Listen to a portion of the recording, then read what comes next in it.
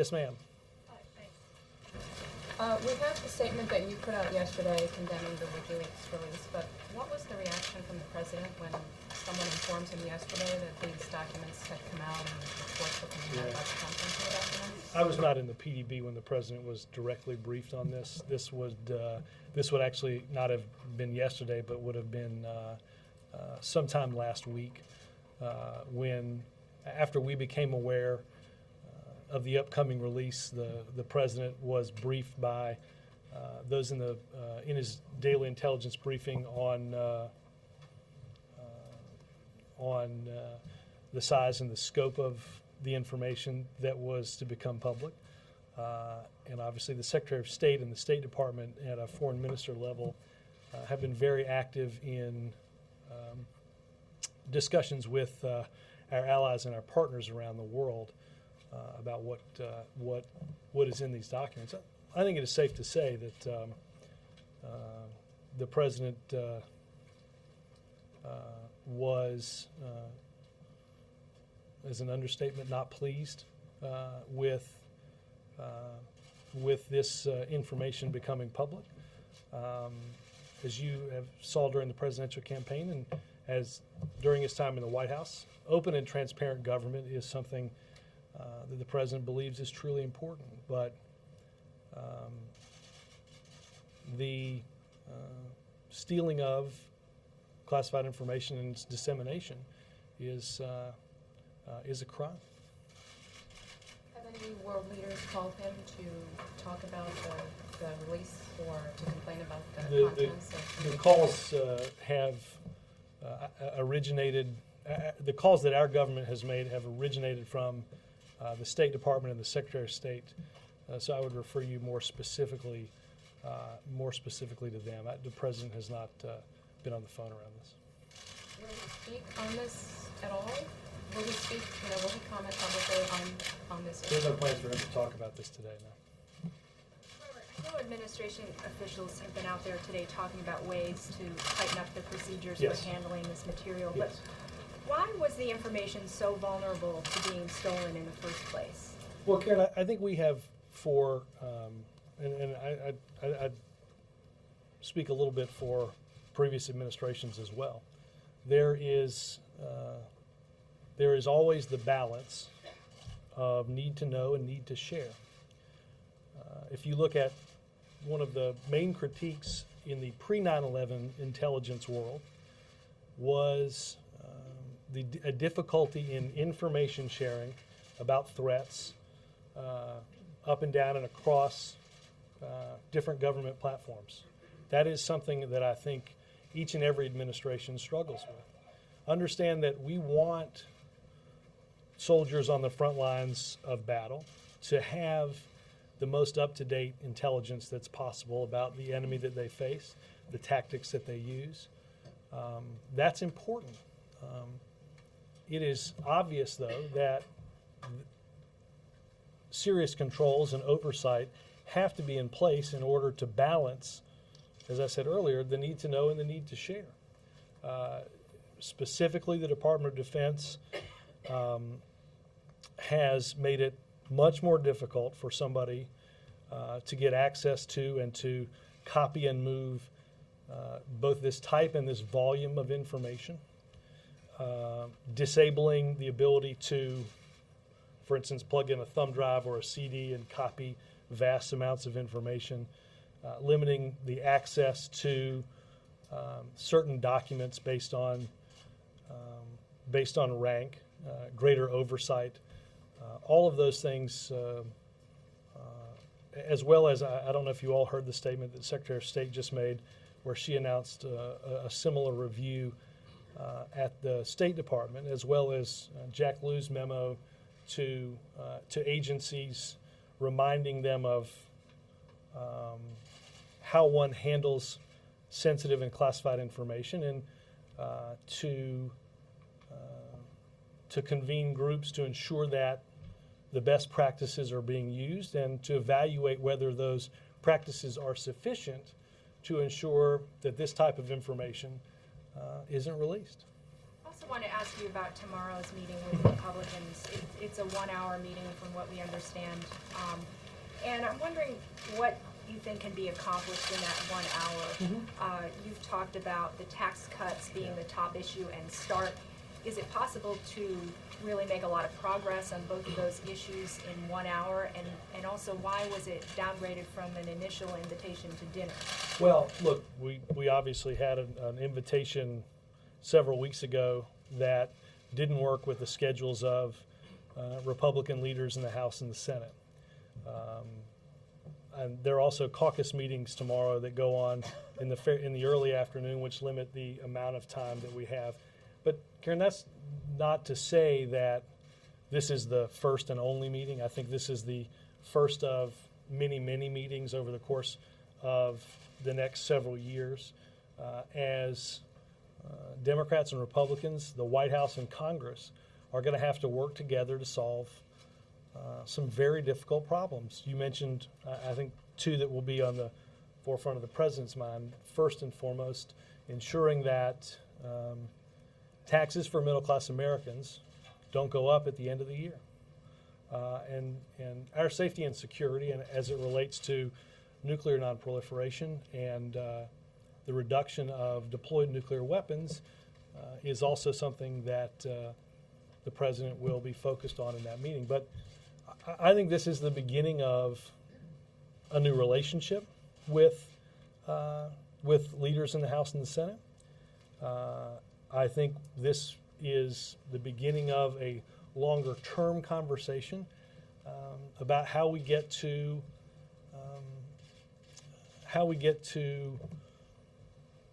compromises on issues that we know are important for the American people. Specifically on the tax cuts, though, do you expect there to be tangible progress? Do you Well, expect there to be again, some I think this is the beginning of a conversation. I don't think this will be the last conversation that this group has on taxes this year. The president is clear, and I think many are clear, that we have to address this problem before the end of the year. We've got the expiring Bush tax cuts. You've got AMT tax relief. You've got a host of other things like unemployment insurance that's going to expire later this week, which we have to address, some obviously in the short term and some certainly in the medium term, if you assume that medium term means before the end of the year. I think this is an ongoing conversation, certainly not the last. Jake? Is the president worried because of the WikiLeaks disclosure that other countries will no longer be candid with American diplomats? And is the president worried that countries like Yemen or the Gulf states will now be forced into a position where they are publicly not cooperating with American efforts, either against QAP in Yemen or against Iran's nuclear program? Well, I think for obvious legal reasons, I don't want to get into the specifics of these purported cables. I will say that while and you've heard the statement that we released from me yesterday, the segment from the Secretary of State and from our ambassador at the United Nations, obviously a breach of these type of discussions is decidedly not good. That does not, however, change the fact that we have a series of problems that have to be addressed on the world stage, and that it is hard to imagine progress on those issues without American leadership moving those forward. You mentioned Iran, and I think it's important to let's focus on that for a second. Iran is not a threat because we have said to other countries it is a threat and you should treat it as such.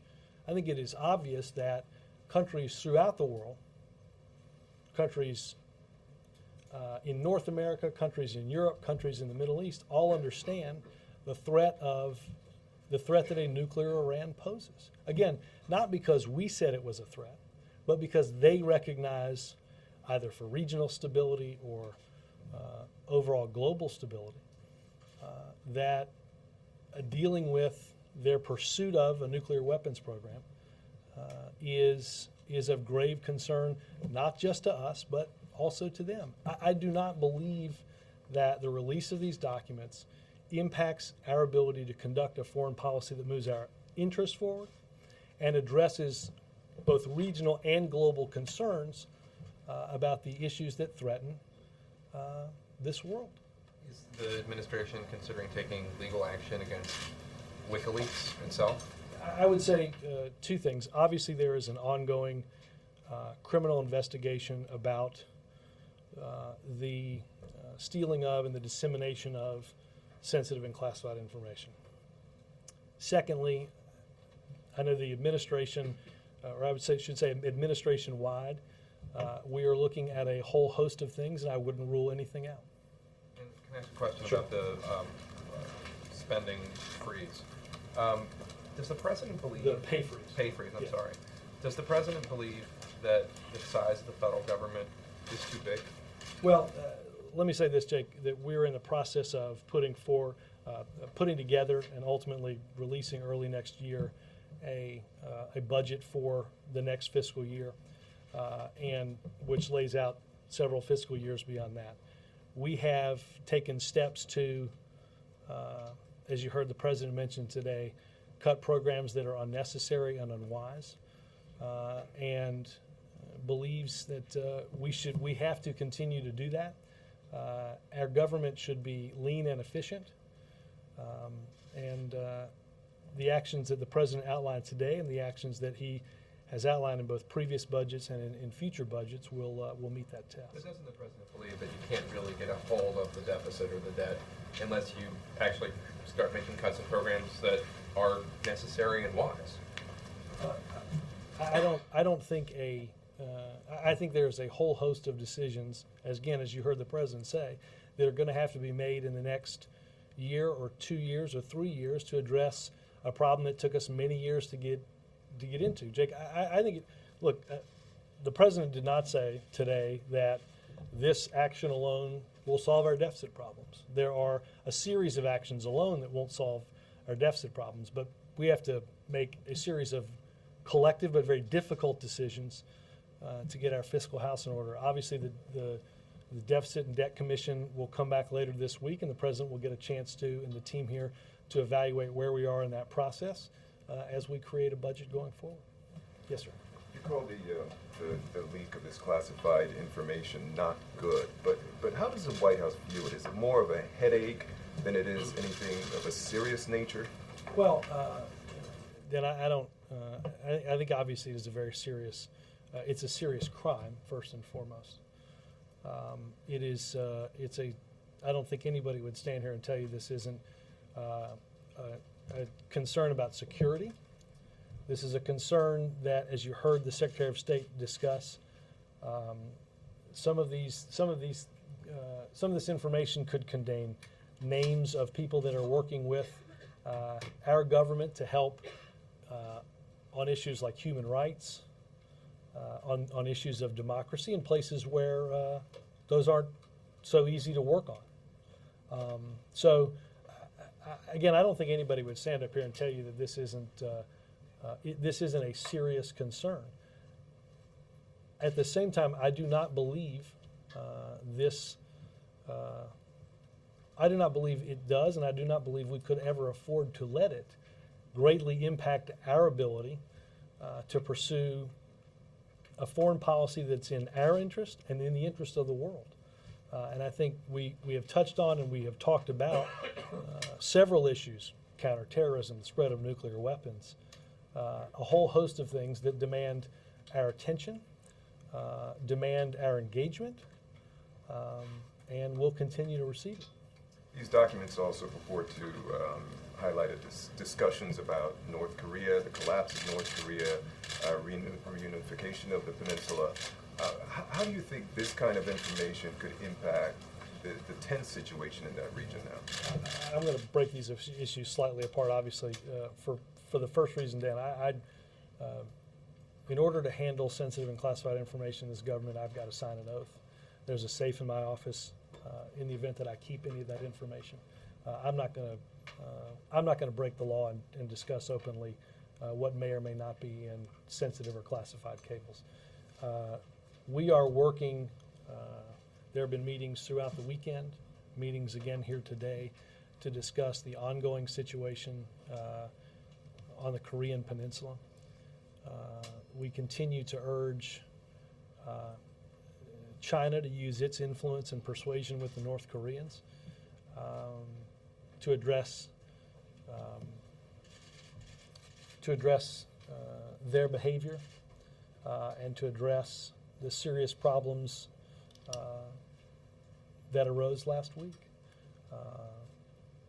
The information that may or may not be on the internet doesn't affect our ability to continue to focus on that. As obviously you heard the president say, there's not a stronger ally in that region of the world than the Republic of Korea. Just one more question on the meeting tomorrow. You talked about this being the beginning of a new relationship with Congress and Republicans in particular. What makes you, what gives you the confidence that at some point soon down the road you'll be, I guess, holding hands in bipartisanship when you haven't been able to accomplish that to any great success over the last 2 years? I will say this, Dan. We can take this in sort of two tranches. One, you've got between now and the end of the year, when we know the biggest issues is the economy and tax cuts. We're going to have to come to an agreement on that, or taxes for the middle class are going to go up. Something the president absolutely doesn't want to see.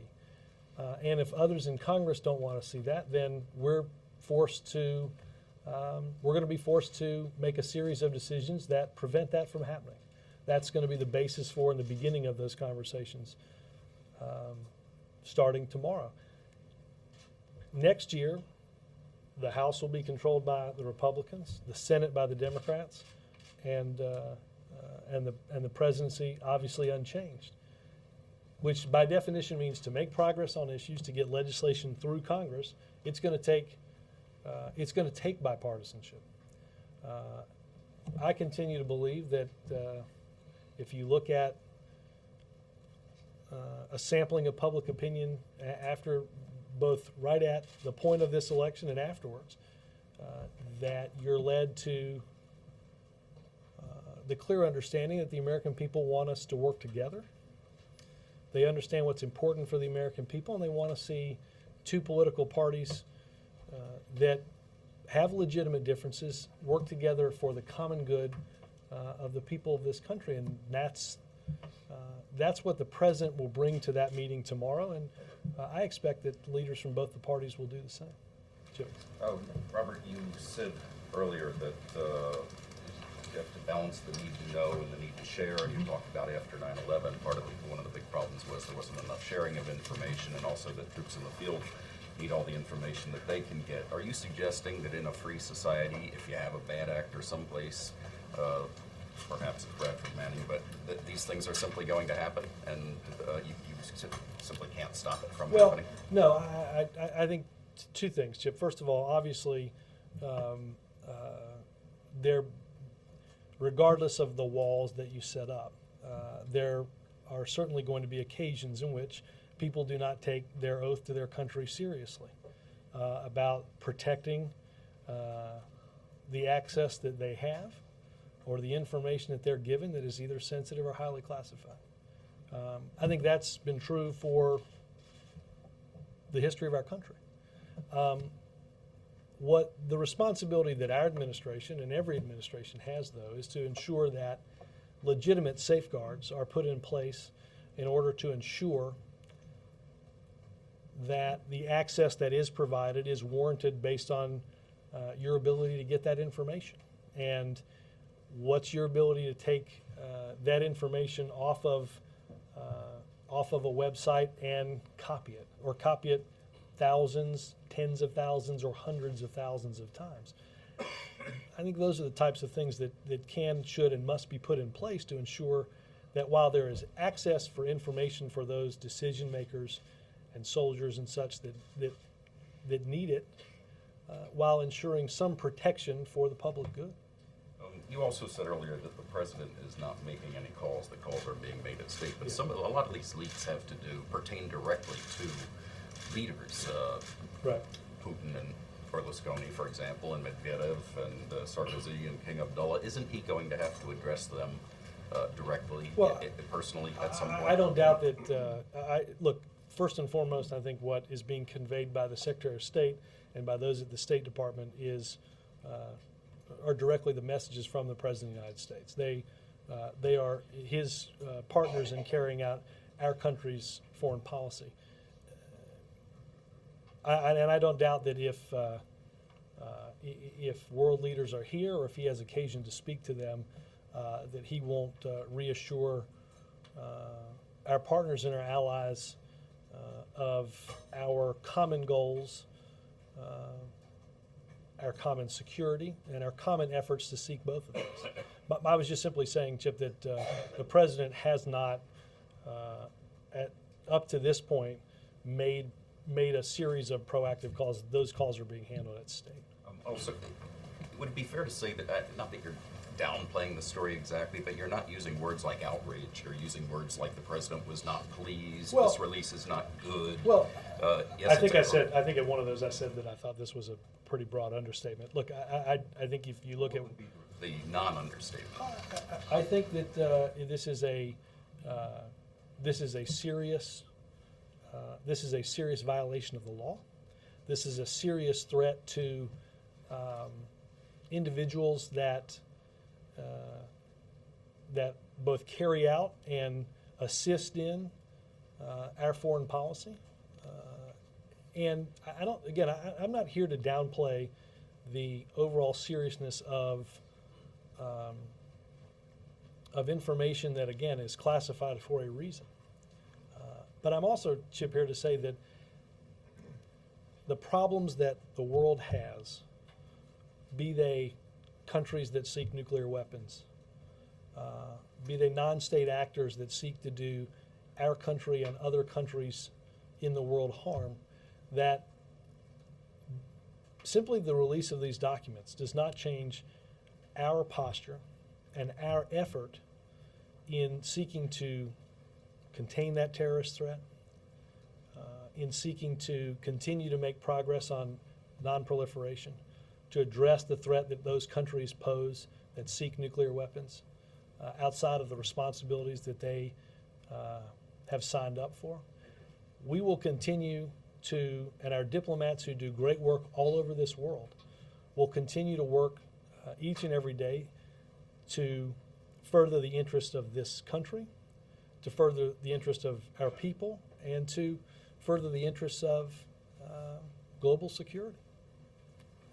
Robert, is there some thought that the president doesn't want to speak about WikiLeaks publicly, perhaps because you don't want to elevate the leaker, you don't want to elevate WikiLeaks itself, or perhaps even inspire a potential future leaker by making this a Again, bigger deal? Well, Mike, I think this is a sufficiently big enough deal that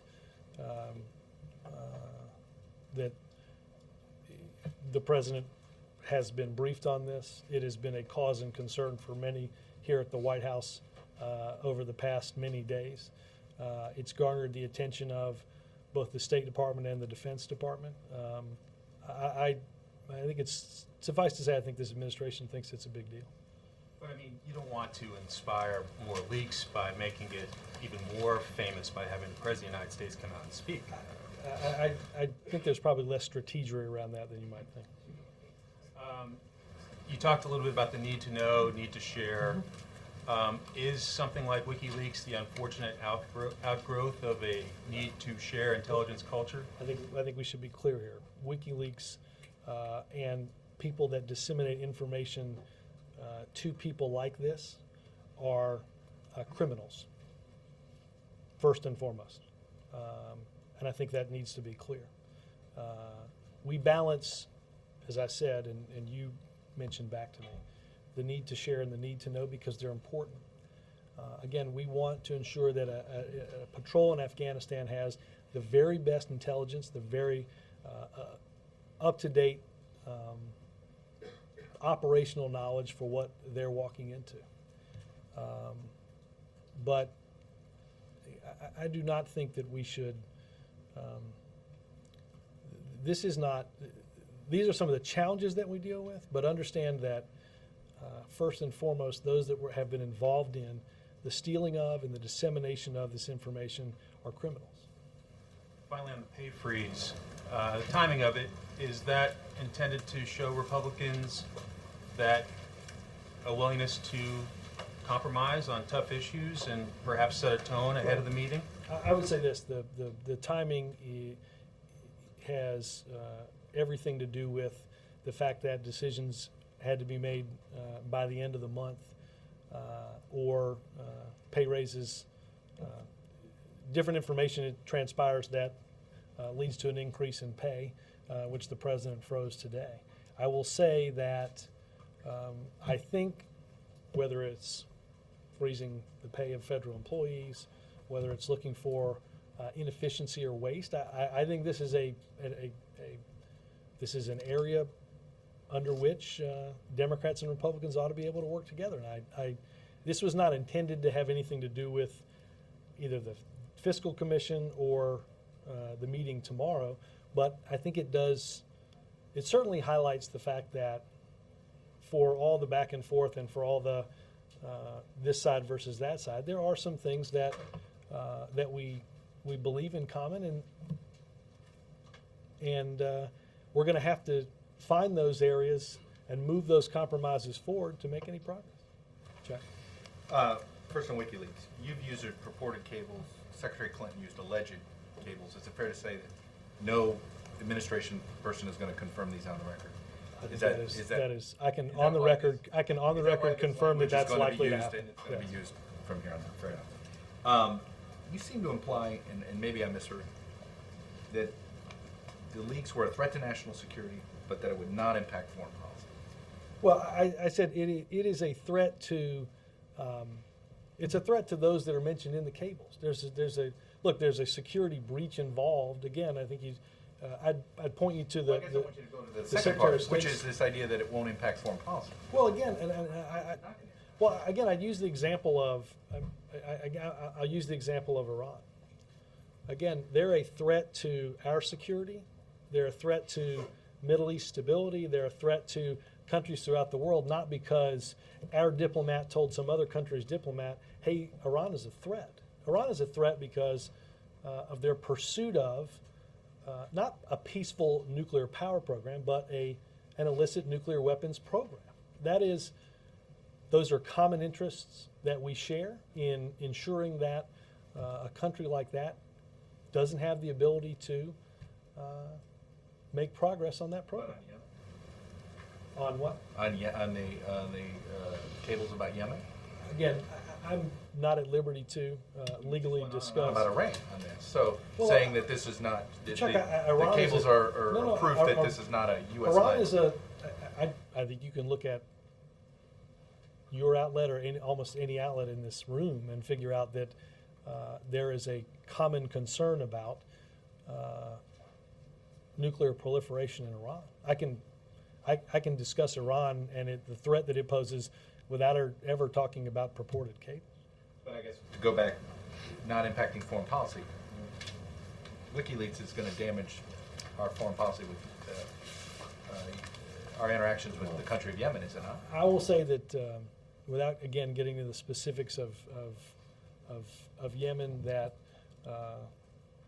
it is not just this country alone that shares a great concern about Al-Qaeda in the Arabian Peninsula, the actors that are involved in that organization, and the harm and threat that they seek to export on a daily basis. Those are common concerns. There are common counterterrorism threats that will be met with a sense of common purpose in dealing with worldwide.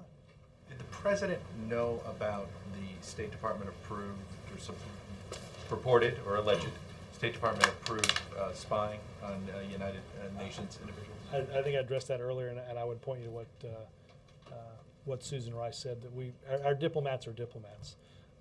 We're very proud of the work that our diplomats do in furthering our interests, in furthering the interests of the world.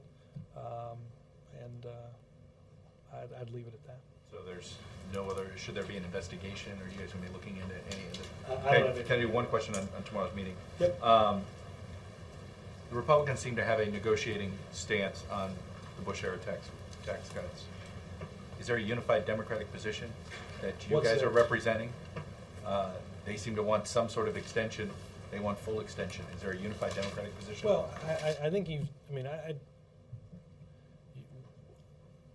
I think there's a unified position among most Democrats that I've seen that we simply cannot afford to borrow $700 billion to extend the tax cuts of those that make $1 million or $1 billion a year, or make in excess of $250,000 a year.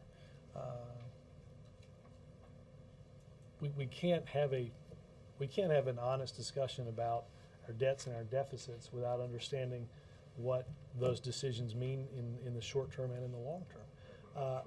In the short term, the president's position, and I think the position of those in Congress is, the Democrats in Congress is, we need to ensure for the American people in the middle class that their taxes is not going up. Their taxes are not going up at the end of this year. And the president strongly believes that this is a perfect time to make permanent for the middle class those tax cuts. That's what the president will discuss tomorrow, and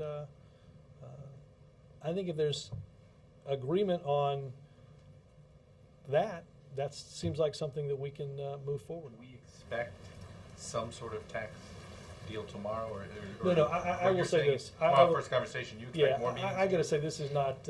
I do not expect a summit where. I think there's. I think that. Well, I know, much to your chagrin. No, again, I think this is the beginning of the conversation. I do not expect that we'll come out after an hour and a half and have full agreement on this. I think I hope there's agreement on the notion of how important it is to get this done by the end of the year. Jonathan? On the pay freeze, I know you were saying, and earlier Mr. Zion said that this was driven by this deadline by the end of this month. But Mr. Obama, the president, said that my hope is that starting today we can begin a bipartisan conversation about our future, as if this was an opening gesture in the conversation. I think what he was referring to is what I referred to a few moments ago, and that is, I think that if you laid out ideas, you would see some commonality in. I think prior to or including today, you've seen commonality on each side of the aisle in freezing the pay of federal employees. I don't doubt that there are other issues, and the president hopes there are more issues that we can find common agreement on. Again, the decision that was announced today was not driven by, as I said a minute ago, either the meeting on Tuesday or the Fiscal Commission's report on Wednesday. It was due to a series of deadlines that you mentioned. My question is, why does the president, he did this with offshore oil drilling too, why does the president go out and set and make these proposals at a podium instead of behind closed doors with your political adversaries in a negotiating position where you might be able to get something in return? What is the president getting in return by making this gesture? I think $2 billion in savings next year and $28 billion over 5. And he does not think that Democrats should try to actually extract some concessions from Republicans when he makes moves that anger the left, because he has angered the left. Jonathan, I think on a daily basis we anger many people. That comes with the job of governing. The president makes a series of decisions that he thinks are in the best interest of the country, and I think, as he said today, not focused on the next election, but focused on the next generation. That's why the president made the decision that he made with the deadline that we had, not as a bargaining chip or a bargaining tool, but because it was the right thing to do. How's the president going to prioritize the issues that he wants action on tomorrow? Is he going to try to seize the moment, the agenda on what he wants done in what order? Is it mainly dictated by the clock and these things that the tax cuts that expire? Well, I would say that I think the first two issues that the president will speak on, and I don't, we'll have a sense of, we'll give you a sense of what they talked about fully tomorrow after the meeting. But I think, again, the economy and taxes are probably the number, is without a doubt the number one issue. And a reduction in deployed nuclear weapons through passage of the New START treaty is, I think, would be second. Is he going to suggest having these meetings at regular intervals as he did after he took office and it never happened? Well, we have had fairly regular meetings this past year. I don't want to get ahead of what he might say tomorrow, but I think it's suffice to say that, as I said earlier, this is the beginning of a new relationship that we have to get. We have to make work on both sides for the American people. So I think this will be something that the president and leaders on both sides spend a lot of time on in the next couple of years. Robert, can you talk about the president's meeting with Mike Duke of Walmart today? And did he solicit Mr. Duke's thoughts on our NEC director? I don't know on the latter. I can certainly check on the specifics of. Look, this is part of a series of ongoing meetings that the president's had for the past many, many months, and will continue to have to solicit the ideas of some of the nation's largest employers in ensuring our continued economic recovery. I don't have a readout of the exact set of issues that they spoke of, but it is fair to say that getting the insight and the ideas of those that employ so many is important to the economic decision making that the president and the team will have to make. Who initiated the meeting? I believe we did. And so this is part of the continuing outreach to business? Yeah, again, I point you back to lunches that have been had for going back to last year and certainly many months throughout the past year. Does the president want to have an NEC director named before leaving for Hawaii? The president, president is in the process of looking at and interviewing candidates and wants one as soon as possible. I certainly think it is. It's our hope to get it done by then. Okay. And one other separate question, different subject.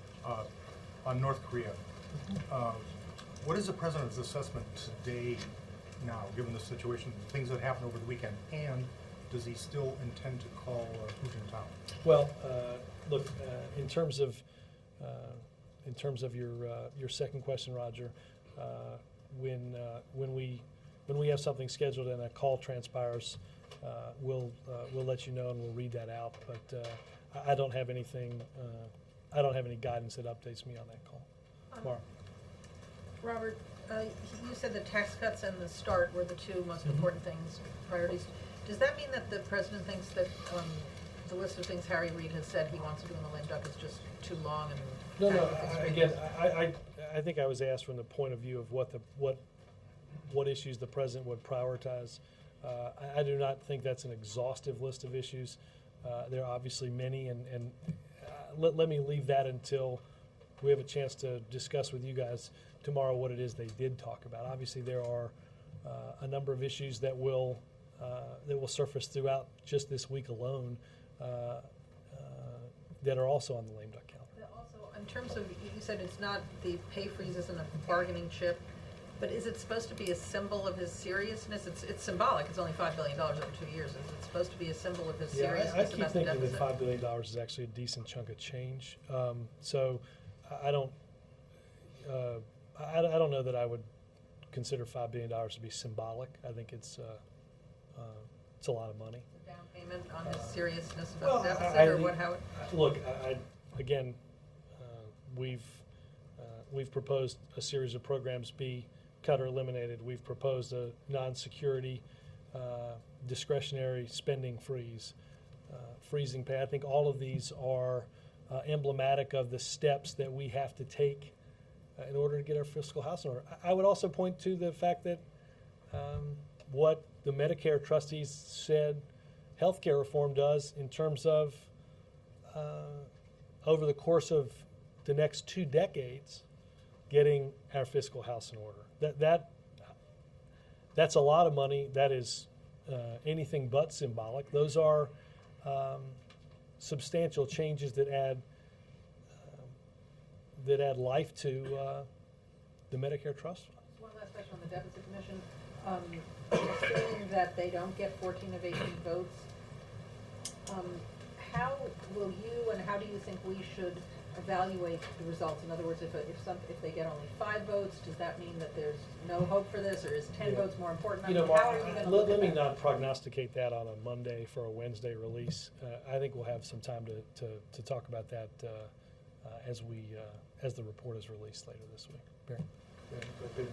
I follow what Mara's saying. I mean, you said it's not an exhaustive list of priorities for the lame duck, but what Senator Kyle and some others say is that to get, for instance, START done, you're going to need a substantial amount of time on the floor, and therefore you're going to have to prioritize that over other things that, for instance, Senator has said he wants to do. I mean, at what point is the president going to weigh in and say, I really want to get the START treaty, it means we're not going to be able to say, do Dream Act or Don't Act, Don't Tell, or something else that we want to do? Peter, I don't think the president believes that, going back to the bargaining chip question, I don't think we're, I think there's an importance on getting a lot of these things done.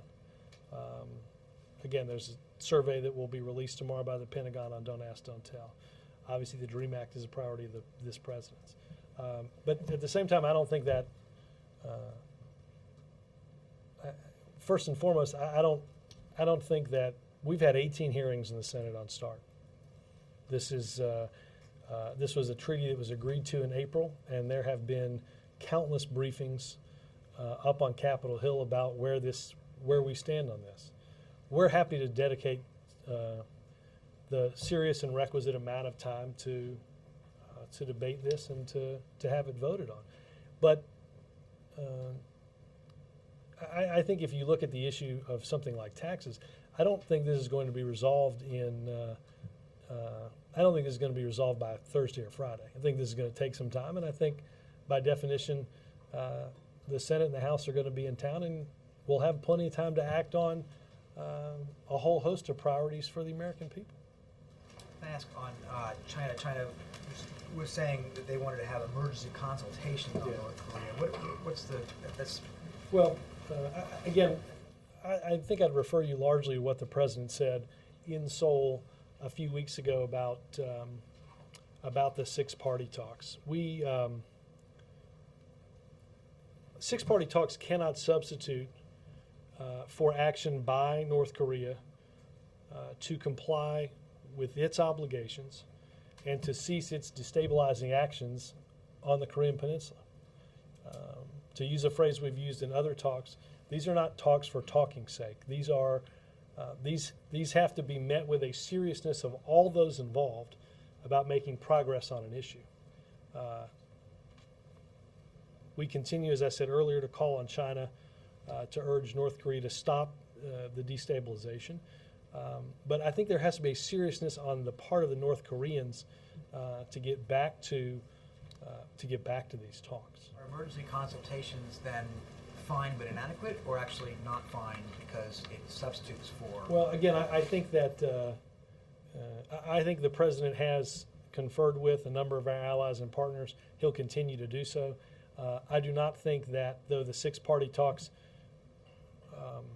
without an understanding and agreement from the North Koreans to both end their behavior as they exhibited last week, but also to come to the table with a seriousness of purpose on the denuclearization issue. Without that seriousness of purpose, they're just a PR activity. The United States and a host of others, I don't think, are interested in stabilizing the region through a series of PR activities. What would have to be done to show that this lesson? I think the North Koreans need to demonstrate a seriousness of purpose in ending their aggressive behavior, and also let the world know they're serious about coming to the table and living up to the obligations that that they signed up for, but then walked away from. Not a PR thing, though? I Yeah, mean, I if they think- say, okay, we're not Well, shooting they today, can- we're they can- serious about it. I think there's a yes, there's a seriousness of purpose that they have to this point and through their aggressive behavior of last week and over the past several months, certainly not exhibited. How you demonstrate the opposite of that? Well, I that's well within their power to do. Christy, how was your weekend? It was good until about 5 o'clock on Saturday or Friday afternoon. Thank you for asking. I just checking to see how. Your quarterbacks Pro really went BCS high. sports? Are you pro BCS I just now? was. I'm just. You're supportive of the BCS system? I think there's one number one team in the country right now, Chuck, and I wanted to make sure Christy had. I just wanted to make sure Christy had a enjoyable Thanksgiving holiday. The scheduled body of work. Go ahead. I'm sorry. And your quarterbacks really went high.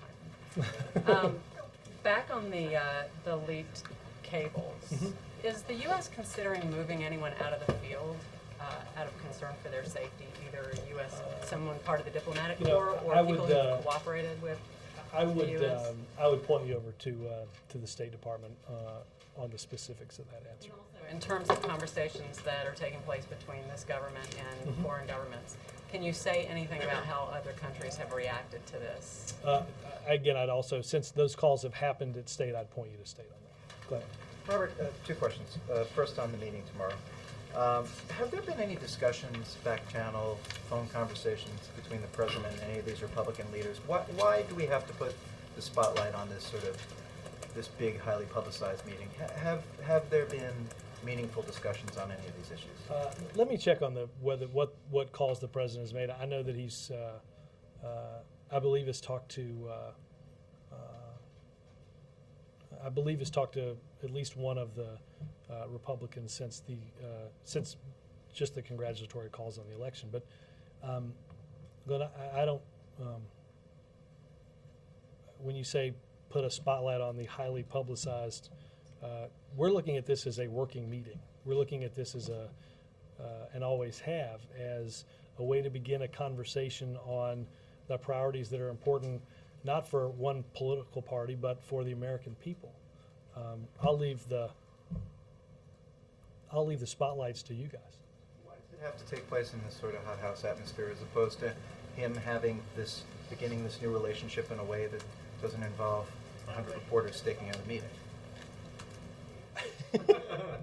I don't know if you guys want to get together and vote about not doing a readout and pictures around this, and we can just do this in a substantive way. But I don't actually work for a newspaper, Glenn. Second question. On the there aren't many jobs available. On the WikiLeaks, there's some information. You mentioned that these are criminal acts. Is there anything to this notion that some of the disclosures, while clearly obtained through or allegedly obtained through a criminal act, actually help policymakers and the American public make better decisions? For instance, there's a disclosure about a high-ranking Afghan official having $52 million in his possession, and as we know in the two previous document dumps, there are disclosures about civilian casualties. Do you think there is any good done by any of these three document dumps? I'm not going to get into discussing the specifics of what might be in those purported documents. I think we have, our administration has sought through executive order on classification, through a series of transparency moves, sought to involve the American people in the decision making of and the decision making of government, and that's something that is very important to this president, to this administration. I think again, I point you to what the Secretary of State said. There is a need to to have confidential and private discussions with a whole host of people when you're conducting a robust foreign policy. That is important, and that will always be important. I think the president believes there can be and should be a balance to that. But at the same time, documents are classified a certain way based on the information that is in them, and there are very specific rules and laws that have to be followed in handling that information and disseminating and talking about it. And those are laws that everybody is compelled to and should follow. Yes, sir. Robert, on the Pentagon report, which is set for release tomorrow, has the president seen the report yet? Does he have any expectations for what impact it's going to have on the repeal efforts in the land session? I believe the president. Let me double check on. I believe the president has seen parts of, but I will double check on that. I think the president right now is in the Oval Office meeting with the Joint Chiefs about this issue and about the report. We look forward to the presentation by Secretary Gates and Admiral Mullen tomorrow, and then their testimony later in the week. I don't want to get ahead of their putting the report out in terms of commenting. I will double check as to see whether or not the president has indeed been briefed on or seen portions of the report. During this meeting that's taking place right now, is the president going to attempt to convince the Joint Chiefs to come out in favor of repealing lame duck? We will get you a readout from the meeting that I was going to be in, but through a series of scheduling things, had to push this back. So I'll get a readout from that meeting. Over in the Senate, back in September, a lot of senators said they were voting no on the motion to proceed with the defense authorization bill because they didn't feel that the amendment process was fair. Has the White House issued Senator Reid any sort of guidance on how to handle the amendments when the bill comes up next time around? I mean, obviously, I think they've made some decisions about some amendments, and some amendments that will be taken out and voted on separately. I think Senator Reid has talked about that in terms of the DREAM Act. Let me add that to the list to talk with the Legislative Affairs in terms of guidance that we've given to Senator Reid on that. In September, does the president believe that the amendment process was fair that Senator Reid set up in September? I think that the president strongly believed that this was an issue that can and should be solved legislatively. Encouraged the Senate to act legislatively on the defense authorization bill, and particularly changing Don't Ask, Don't Tell. That's our position now, and I don't anticipate that the release of the report will do anything but strengthen that case. Thanks. So beyond the guidance we got from the Pentagon yesterday on classified information and sharing information and stuff, are there any additional executive orders or memoranda that President Obama has signed while in office that are now in and of themselves going to be rescinded, tweaked, looked at? Give me a couple. Well, I don't know. There were like 5 or 6. I went through the yesterday and started looking at them, and I just wasn't sure whether the release from the Pentagon, covered everything, or whether there's additional stuff you're looking at. Let me take that and check with NSC. Particularly, yeah. Thanks. So, as a matter of course, the president is not making calls on WikiLeaks to leaders. Does that mean that, as a matter of protocol, he will not discuss WikiLeaks with leaders? Like, for example, next time he talks to the leader of Pakistan, is it just not coming up? Everyone's decided that it's not going to be discussed? As I said earlier, I don't doubt that my answer to the earlier question was based more on whether or not he had been making those calls, and that those were being handled at state, through the Secretary of State, and at the foreign minister level. I do not, though, doubt that that it's a topic that could come up, and if it does come up in his dealings next with foreign leaders, that he certainly will address it. I don't doubt that. I think ensuring with our allies and our partners around the world that